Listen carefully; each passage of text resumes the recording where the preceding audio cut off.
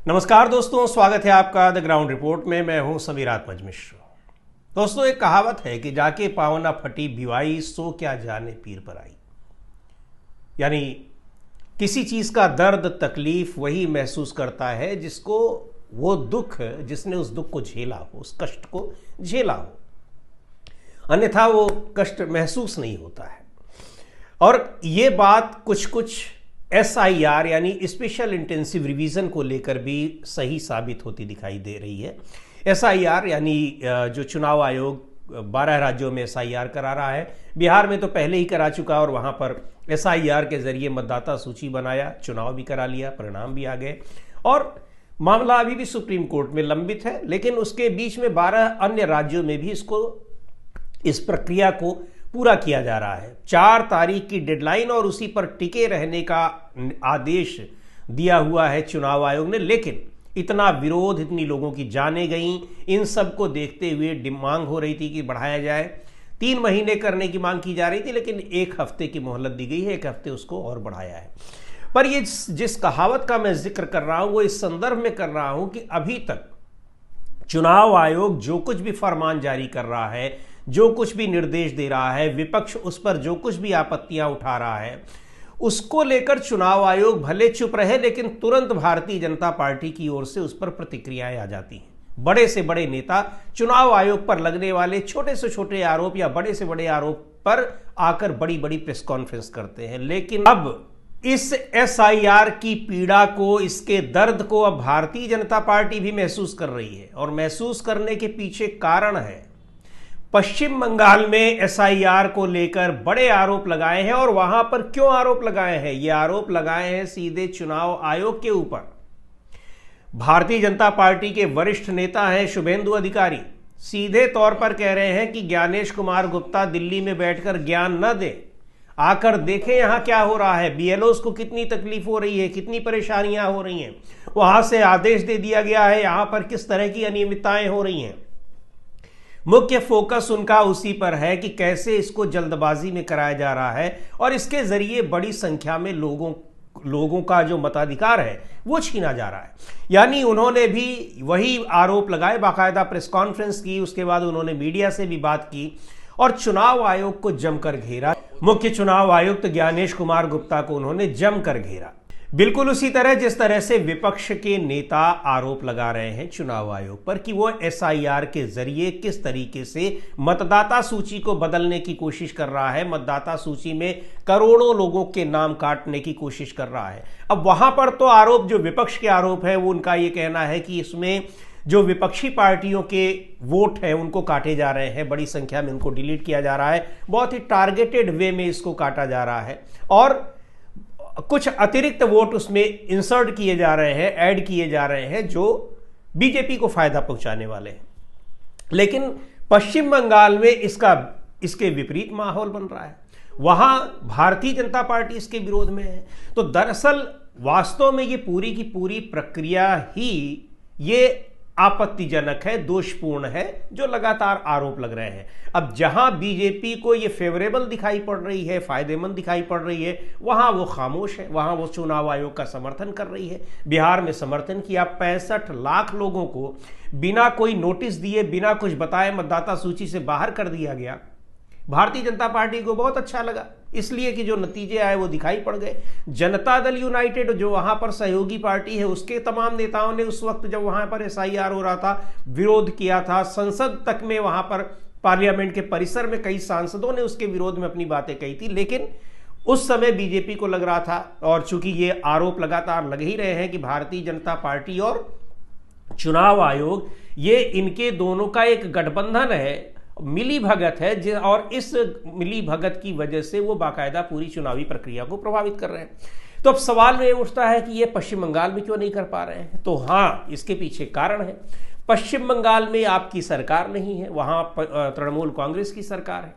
तृणमूल कांग्रेस किसी भी तरह की चुनाव आयोग की अनियमितता को स्वीकार नहीं कर सकती है, वहां उसके अपने अधिकारी हर जगह बैठे हुए हैं।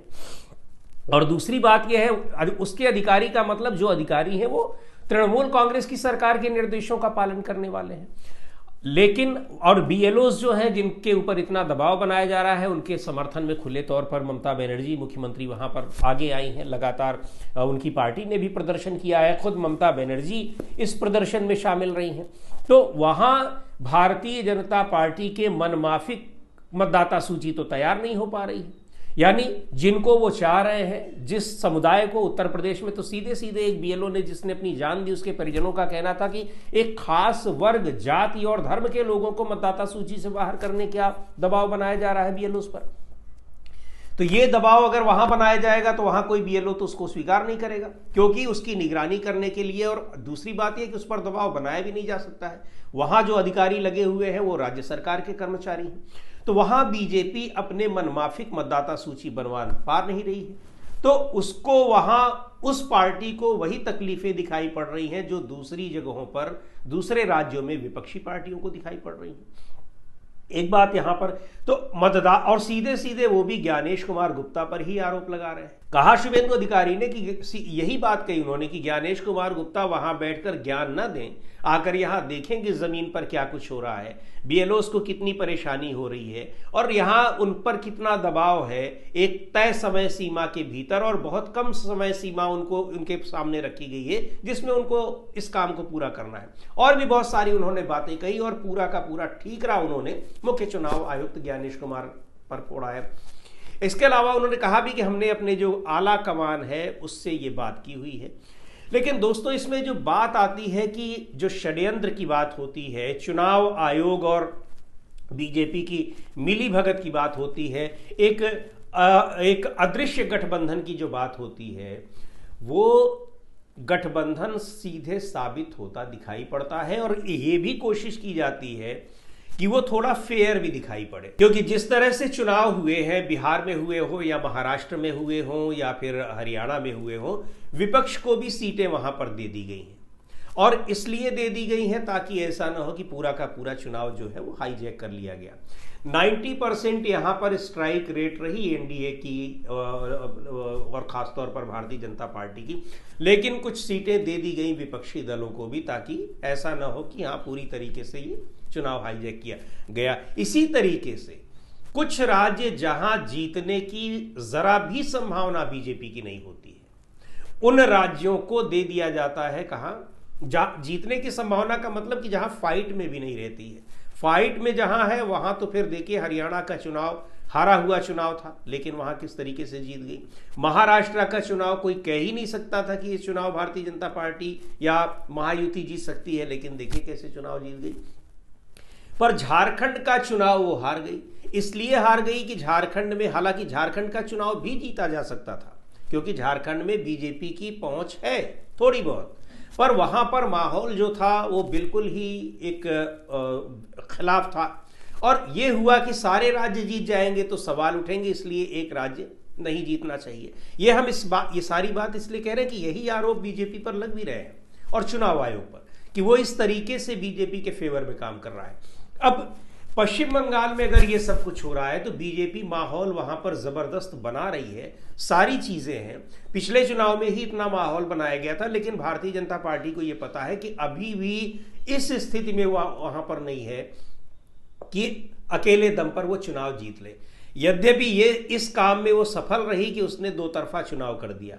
कम्युनिस्ट पार्टीज को और कांग्रेस पार्टी को, जो दोनों पार्टियां लंबे समय तक वहां शासन करती रही हैं अलग अलग, उन दोनों पार्टियों को उसने चुनावी दौड़ से बाहर कर दिया और सीधी लड़ाई जो है वो तृणमूल कांग्रेस और भारतीय जनता पार्टी की हो गई है। इस काम में तो सफलता पाई है, लेकिन तृणमूल कांग्रेस को हराकर वो पूर्ण बहुमत की सरकार बना लेगी, इस स्थिति में दूर दूर तक अभी भी वो दिखाई नहीं पड़ रही है।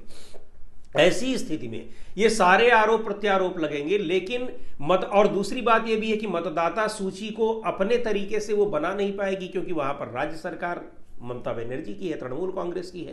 तो इस स्थिति में वो ऐसी कोशिश कितनी भी कर ले वो वहां पर सफल नहीं हो पाएगी। तो पश्चिम बंगाल में पूरा माहौल बनाते हुए वो चुनाव हारेगी, लेकिन इससे वो एक ही तीर से दो निशाने भी साधेगी। क्या आप देखिए कि हम ऐसा नहीं कि हम हर जगह जीत रहे हैं, वहां जीतने की बिल्कुल गुंजाइश नहीं है और वहां मतदाता सूची को अपने हिसाब से बदल भी नहीं पाएंगे तो वहां पर उसको हार स्वीकार कर लेंगे, ये दिखाने के लिए भी कि जो आरोप लग रहे हैं वो आरोप गलत है कि हर जगह वो बीजेपी को चुनाव आयोग जिता रहा है। लेकिन बड़ी बात यह है कि आप वहां पर इस तरह की जो एक धांधली है चुनाव आयोग के साथ मिलकर, सच्चाई यह है कि आप उसको कर भी नहीं पा रहे हैं, क्योंकि वहां पर सरकार जो है वो दूसरी पार्टी की है। तो ये भी एक स्ट्रेटजी का हिस्सा है। लेकिन एसआईआर की प्रक्रिया में जो खामियां हैं, अब उनसे साफ पता चल रहा है कि अगर ये खामियां न होती तो वहां पर भारतीय जनता पार्टी इस तरह से आक्रामक क्यों होती, क्योंकि वहां की जो यूनिट है वो यूनिट तो जीतने की कोशिश में ही लगी है, इसलिए कि भाई उसका तो पूरा फ्यूचर उसी से तय होगा। केंद्र में जो बैठी हुई सरकार है उसके लिए तो बहुत सारे राज्य हैं, लेकिन वहां के नेताओं के लिए तो पश्चिम बंगाल ही है। तो वो इस कोशिश में है कि अपने ढंग से यहाँ उन्हीं के हिसाब से मतदाता सूची यहाँ बने, लेकिन वहां कैसे बन पाएगी? वहां जो सरकार है वो बिल्कुल अडिग सरकार है, बिल्कुल चुनाव आयोग को अपनी मनमानी नहीं करने दे रही है और लगातार कमर कसे हुए हैं। बीएलओस के पक्ष में भी वो दिखाई पड़ रही है, जो बीएलओस के जो मानवाधिकार हितों का उल्लंघन हो रहा है, उनके अधिकारों का उल्लंघन हो रहा है, उसको लेकर कि कैसे उनसे 18-18 घंटे जबरदस्ती काम कराया जा रहा है, इन सारी चीजों को लेकर। तो कुल मिलाकर मसला यह है कि ये जो एसआईआर की प्रक्रिया है बेहद एक संदिग्ध प्रक्रिया है। इसको लेकर तमाम सवाल उठ रहे हैं, न सिर्फ धांधली के, बेईमानी के, बल्कि सबसे जो गंभीर सवाल है कि लाखों करोड़ों मतदाताओं को मतदाता सूची से बाहर करने का जो षड्यंत्र है या उनके मताधिकार छीनने का जो षड्यंत्र है, ये सबसे गंभीर मसला है। और दूसरी बात ये कि अब सुप्रीम कोर्ट भी इसी बात की सुनवाई कर रहा है कि आखिर क्या एसआईआर कराने का अधिकार चुनाव आयोग को है। पिछली जो बहस हुई है अभी सुप्रीम कोर्ट में, 4 दिसंबर को फिर उस पर बहस होगी, उसमें साफ तौर पर अभिषेक मनु सिंघवी ने कहा कि आर्टिकल 324 यानी जिसमें चुनाव आयोग की शक्तियों का, चुनाव आयोग के दायित्वों का उल्लेख किया गया है, उसको आर्टिकल 327 से मिलाकर पढ़ना चाहिए, उसको एक्सप्लेन करना चाहिए, जिसमें लिखा हुआ है कि कोई भी नियम और कानून, चुनाव से संबंधित अगर कोई नियम और कानून बनाना है तो वो बनाने का अधिकार चुनाव आयोग को नहीं है, बल्कि वो बनाने का अधिकार संसद को है। और एसआईआर को पूरी तरीके से एक नया नियम बनाया चुनाव आयोग ने, जो कि आर्टिकल 327 का खुलेआम उल्लंघन करता है। और उल्लंघन ही नहीं करता है, बल्कि पार्लियामेंट की शक्तियों को वो हस्तगत करता है, हड़पता है। ये दलील उन्होंने दी और इसको दोनों ही जजेस ने बहुत देर तक स्टडी की वहीं कोर्ट रूम में बैठकर। अब अगली सुनवाई में क्या कुछ होता है, लेकिन ये एसआईआर की प्रक्रिया ये कई मामलों में अपने आप में एक संदिग्ध प्रक्रिया है और चुनाव आयोग बुरी तरीके से इसमें घिरा हुआ है। और अब तो भारतीय जनता पार्टी भी चुनाव आयोग के खिलाफ आ गई है। देखते हैं क्या होता है। आज के इस वीडियो में इतना ही। अगले वीडियो में फिर मिलेंगे एक नए विषय के साथ, एक नए मुद्दे के साथ। द ग्राउंड रिपोर्ट के यूट्यूब चैनल को आपने अब तक सब्सक्राइब न किया हो तो ज़रूर कर लें। हमारे वीडियोस को लाइक करें, शेयर करें और अपने सुझाव भी हमें ज़रूर भेजें।